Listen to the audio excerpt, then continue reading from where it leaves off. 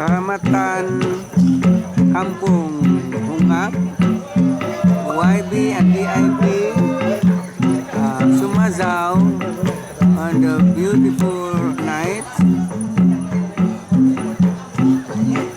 Okay, and the night, and it's a nice moon in the night. It's a bright moon, and it's been hot and dry for the last 1 month.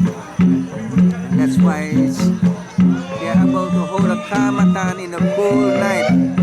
Very dry ground, very comfortable ground. No worries of rain tonight.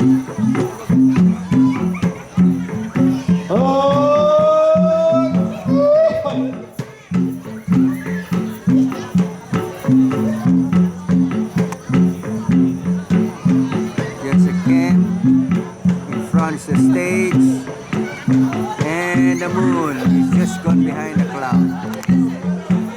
The moon just gone behind the cloud. Okay. Jangan kasih panat YB.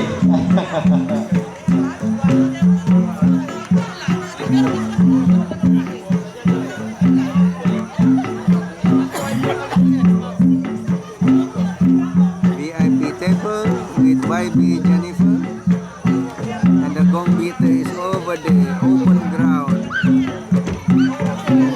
Kids are running around. This is the Padang Siol. Very nice in the dry season. Okay.